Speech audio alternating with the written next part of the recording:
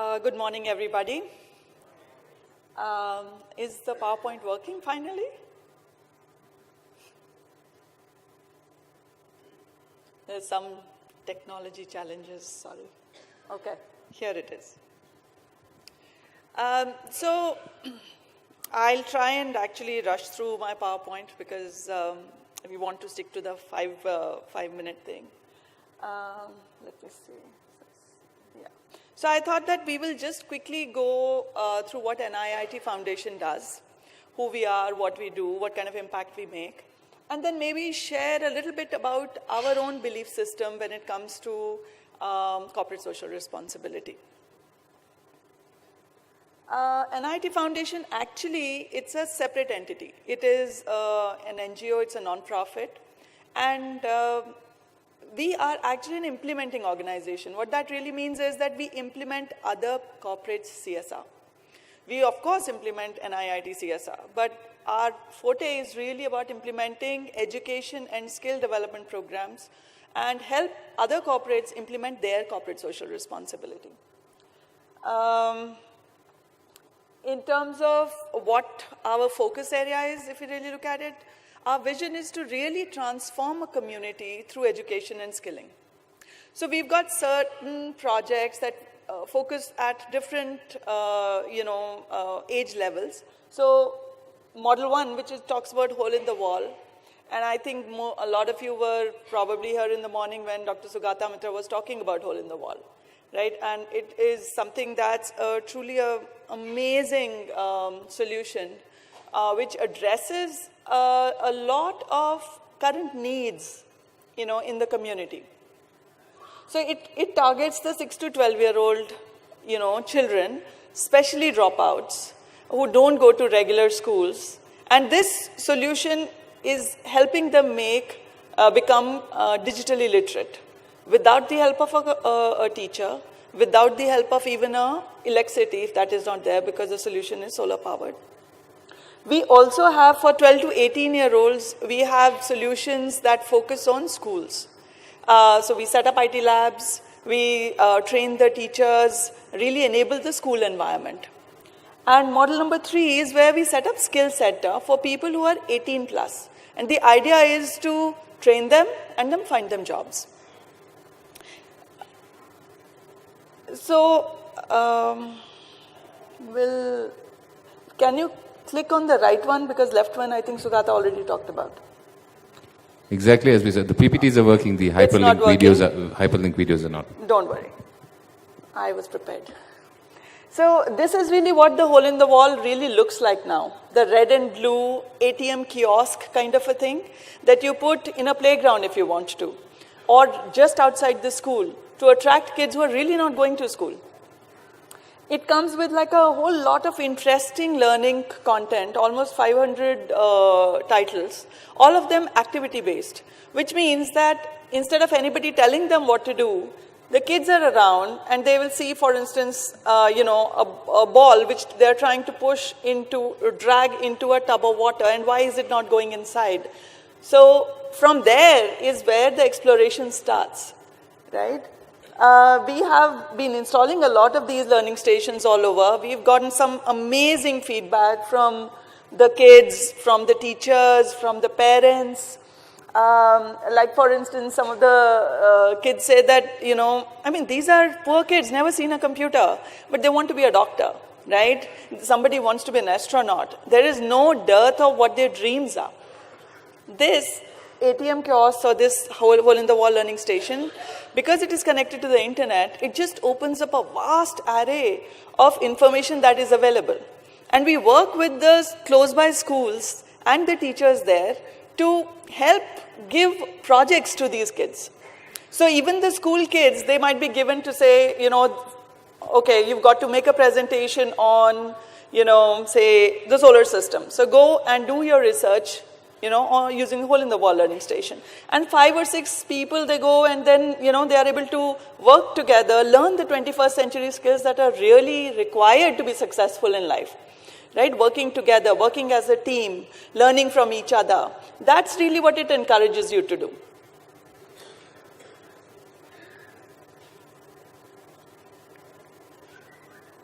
So like I said, we set up IT labs, right? We've got solutions through which we are able to set up cost-effective IT labs. Instead of just working with 10 computers, we work with maybe 2 computers, working with technology that lets maybe 6 monitors get connected to the same computer, reducing the cost of implementation, plus also reducing the cost of power backup, or anything else that might be required. We work with almost 10 to 12 schools right now. In the last 1 year is when we started implementing this program.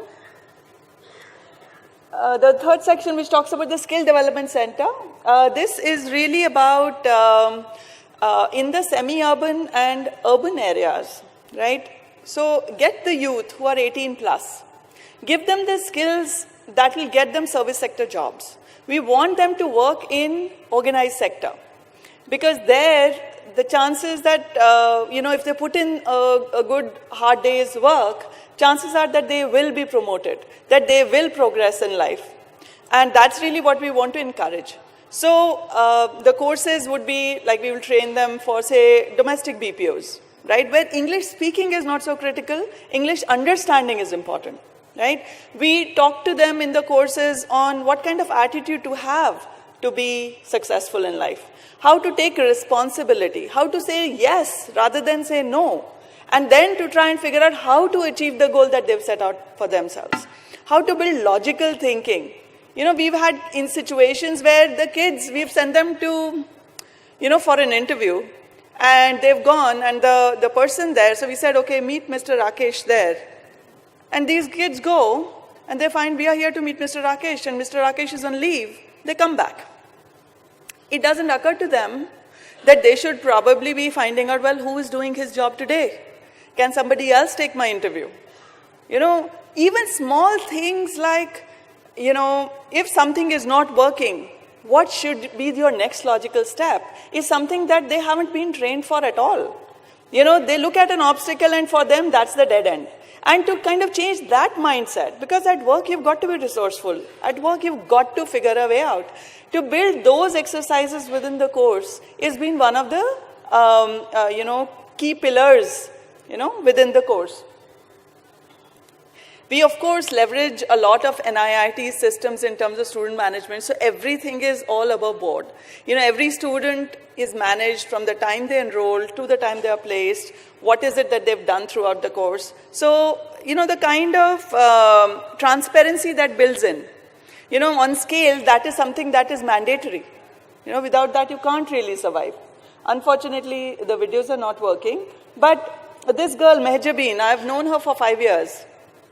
And it was really amazing that this girl, when she's a family of 13, living in a 2-room and an angan kind of a setup.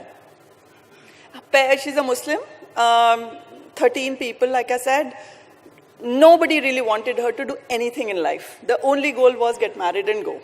And she was not considered beautiful. So because of that, that was something that was really a reason for a huge low self-esteem. And how over a period of time, how she has progressed in life, it's been really, really encouraging.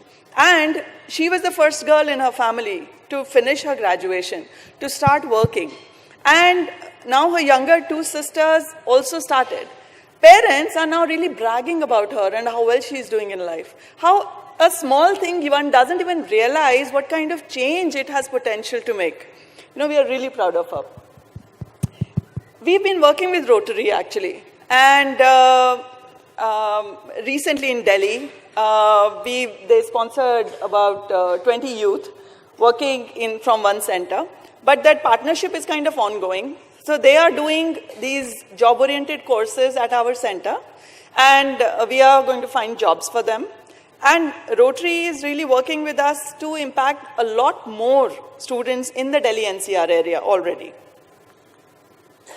These are some of the corporate partners who work with us to implement their CSR. We work with the Tata Group of companies a lot of them. Hole in the wall, for instance, almost 20 hole in the wall have been installed in Mumbai. by Tata Power. So there are like many different levels, different kinds of programs we execute. Most of them are multi-year engagements, because if you want to bring about a change in the community, it cannot be, do it once and forget about it. It has to be a prolonged 5-year engagement. These are some of the places where kids get jobs. So in terms of our beliefs, in terms of corporate social responsibility, so teach to fish versus give the fish. This is something that we are familiar with, but something that we really believe strongly in. Instead of just charity, and maybe Arvind Kejriwal won't agree with us on this, but it's really about philanthropy versus skill development. Are we able to develop the skills so that they can really take care of themselves and their families going forward? Develop the person versus just the skills. It's really not just about computer sikha diya hai, right? It is really about, do you have the right attitude to really progress in life? Holistic development of a person is equally important, not more important. Again, sustainable impact versus one-time event. So we have a very clear mandate to say that beneficiary must contribute to their growth. They must pay fee. They pay fee for our programs. It is not really a lot, and it really is not important how much. But it is very important, even for sponsored students, that we take some money from the students so that they are able to be participative in their, in their own growth, right?